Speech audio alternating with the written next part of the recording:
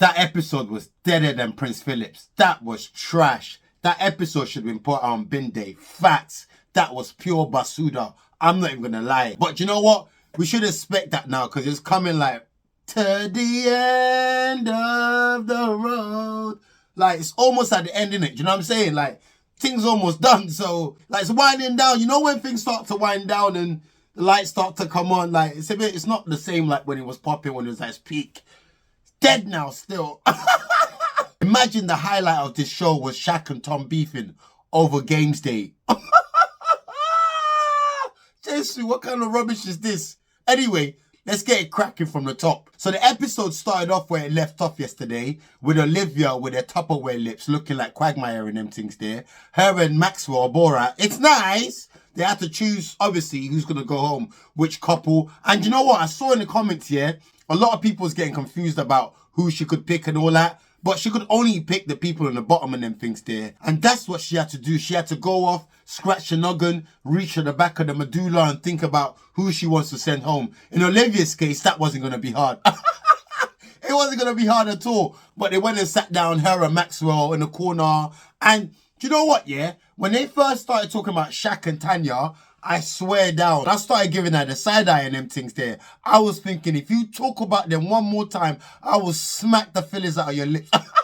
I'm not going to lie. I was thinking, why is she talking about Shaq and Tanya for? But I guess it's for the entertainment of the show. They had to cover everyone and them things there. So I ain't mad at ya. Olivia talking about Casey jumping ship and changing partners and them things there. Playing musical chairs with an aunt. That's what she was saying. Imagine, Olivia ain't even got no right to judge anybody. This girl deserves a whole refrigerator. The American one, double doors dashed at her. She don't even have any right for anything to be coming out of those mighty duck lip of hers and them things there. What's wrong with this girl? Lip looking like duck feet and them things there. She's an idiot, I'm not going to lie. Anyway, her and Maxwell chose to send Claudia and Keenan home. And I kind of predicted it still. This was at the hand of the producers. Keenan and Claudia, they were useless in that villa. The relationship was more like neighbors, acquaintances.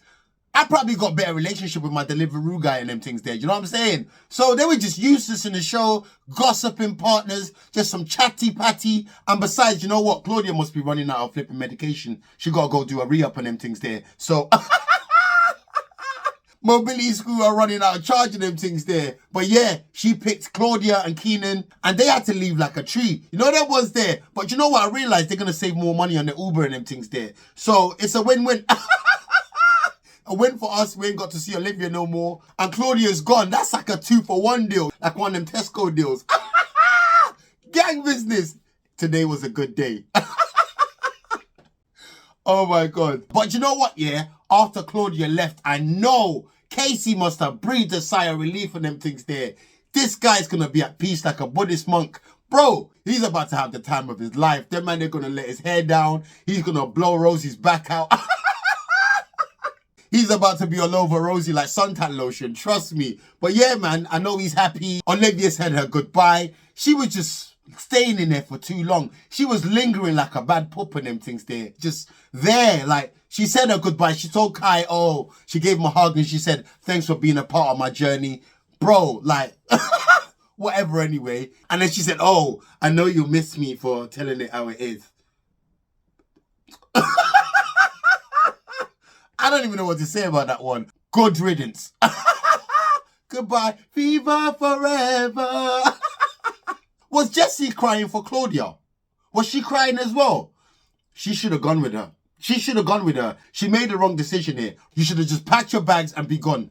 That would have been honourable, Jessie. If you'd done that, I would have rated you more. Anyway, next morning, everyone's waking up, adjusting to the peace, the serenity, the fact that Olivia ain't there no more. If I was in that yard, I would have sprinkled bare holy water around and them things there. Because that witch...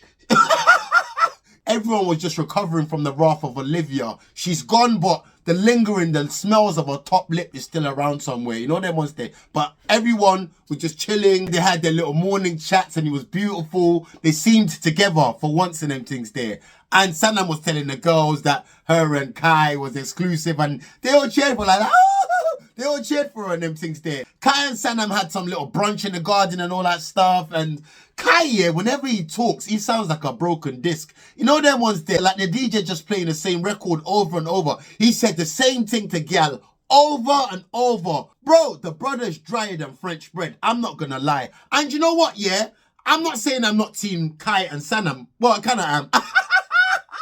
I'm not really team Kai and Sanam still. I rate them for where they're at.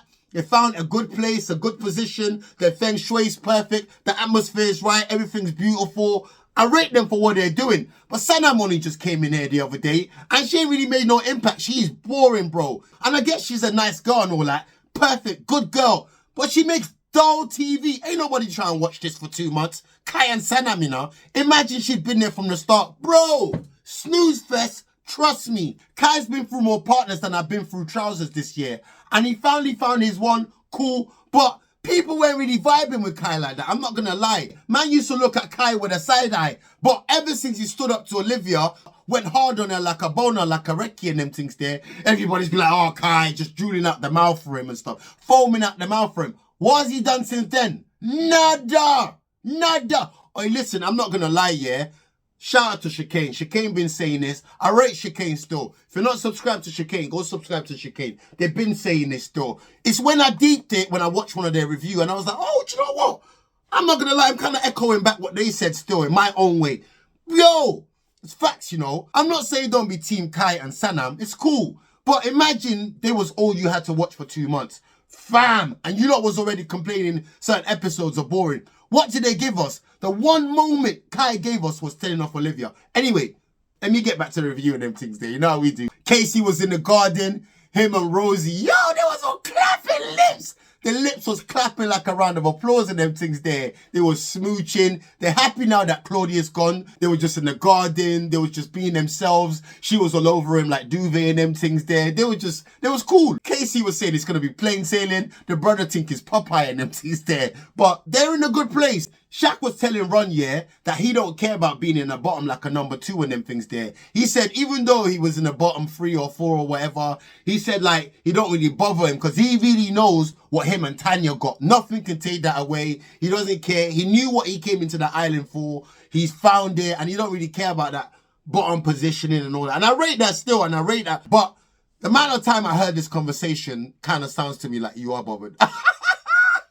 Shaq and Tanya are my guy, but when you say you're not bothered about something and then you speak about it, it means that you're bothered. What do you think? Then Shaq later on asked Tanya how she felt about the whole thing being in the bottom and stuff, yeah? And she was like, you know what? I don't really care. I'm too blessed to be stressed, honey. Too blessed to be stressed. Hey, this little meerkat Tanya's funny, you know. I'm not going to lie. Tanya said she was in the bottom because people think she's better suited to Martin and all that stuff. And I was like, Shaggy?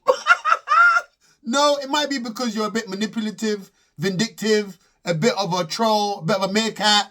And it might be a lot to do with other things rather than Shaq himself. It's more to do with you while you're in the bottom and them things there. But I felt that's a bit of delusion. That's a bit of delusion from Tanya coming from there. You know them ones there. Bare people are out here actually hating Shaq and Tanya, you know. I swear down, black people get held to a different standard and judged to certain other people. Because Ekin-Su did way worse. You remember what she done? She went up with that brother, the tall brother. What's his name? I've forgotten their names from last year.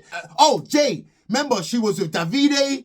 Then she went with Jay. Then she was yanking off George's monkey in Casa Amor. Everyone turned a blind eye to that. Conveniently, everyone just turned a blind eye to that. She blatantly tugged on my man's monkey. Because you went upstairs and told him, it didn't happen yet. Let's not talk about it. Why did you say that if nothing happened? Lying thing, but everyone turned a blind eye to her. And Ekin-Su was everybody's hero. But these times, yeah, Tanya only stepped out once, you know, just in Casa Amor, which notoriously happens on this program with a lot of relationships. Between Shaq and Tanya, Tanya seems to be the more adventurous person in them things there. She took the risk, she went out there to adventure, and she paid the price for it because their relationship got rocky and stuff, but they're in a good place now. It was just once that they was in a bumpy place. They're good now. But other people can make loads of mistakes and it's cool, but everyone's hating on Shaq and Tanya. I don't rate that still. Anyway, they had their little challenge at the end and all that stuff. It was a dead challenge. I'm not going to lie. I wasn't interested. I was yawning all through it, trying to clip my toenails and them things there. Do you know what I'm saying? Blue team versus red team. Red team won. And do you know what? Even though the blue team was saltier than some pretzels and them things there, yeah, I can see where they're coming from. The red team was cheating. They done a lot of cheating to win that game. But that's neither here nor there. The red team won. But the mad thing is, yeah, them man there, Will, Shaq, all of them man there, bro, they was rubbing it in Tom's face. They kept rubbing it in. At first, it was funny. I was like, raw, what's this green giant, this little lanky Larry and them things there? What's he getting mad about? Just a little joke of a game and them things there.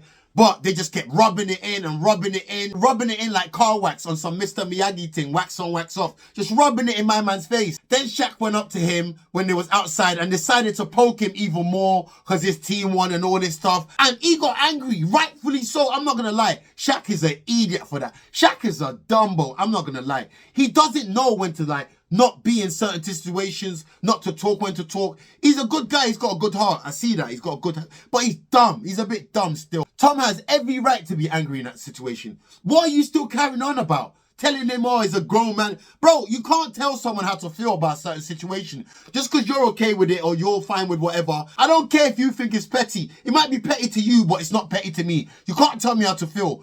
I don't care. Tom was in the right there. Shaq shouldn't have done that. He was a waste man for that. Tanya had to pull him away and them things there. Like, why did Tanya have to pull you away? Why couldn't you just walk away and be the bigger man in that situation? You've already won. I wanted to smack Shaq's lips off tonight. I'm not going to lie. But yeah, that was like the highlight of the show. The show was dead. Absolutely dead.